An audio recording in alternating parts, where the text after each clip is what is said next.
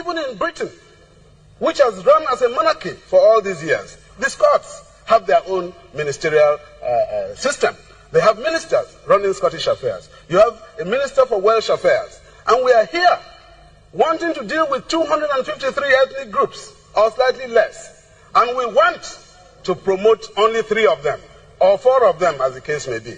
So you will find, in all the ideas that are being put forward now, we want 6 federations. We want 8 federations. What are they saying?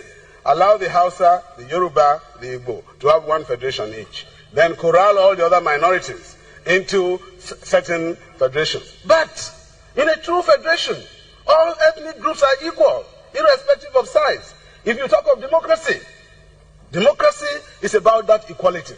And if you don't practice it, you are not a democrat. So, my advice, if we want to keep this country together, we must not accept simplistic solutions. This is a very complex country.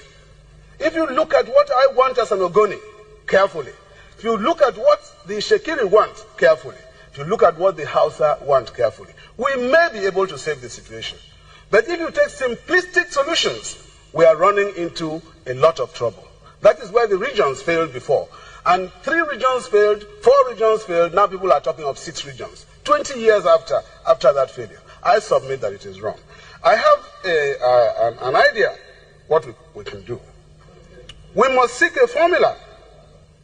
Besides, the United Nations itself has been working very seriously over the last 15 years on the question of minorities and of indigenous peoples. There are indigenous peoples in Nigeria. Yesterday I was sitting near a young man. He's a Kanuri, but he's settled in Lafia.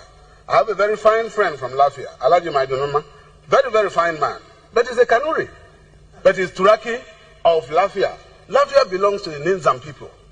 What are the Ninzam people supposed to do? Are they supposed to like it? The same situation applies in Bauchi, where a lot of peoples are under Bauchi, where a lot of peoples are under the arm of other people. They are black people, all right, but it creates a situation of oppression. I submit that we have to look at it very carefully. Now, we must seek a formula which allows all ethnic groups in Nigeria to achieve self-determination and self-respect. This matter of self-respect is important. I go through the whole of this hall. I'm the only Ogoni man here. Is there any other Ogoni man? No. You are wearing the wrong clothes, my friend.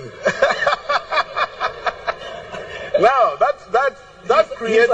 He's as tall as you are too. Yes, he is. Sitting down, he's as tall as I am.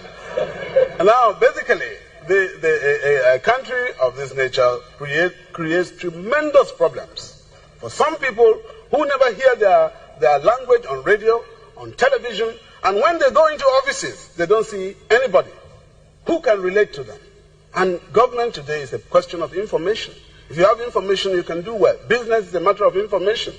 Now, all these peoples are deprived of these rights. I speak for them, and I say that they have a right to exist. It's even worse when you provide all the resources, and then somebody comes along and uses specious arguments and deprives you of them and tells you you are in one country. What assurance do I have? What assurance do we have that tomorrow the powerful among us will not just say, look, we don't want anything to do with Nigeria anymore.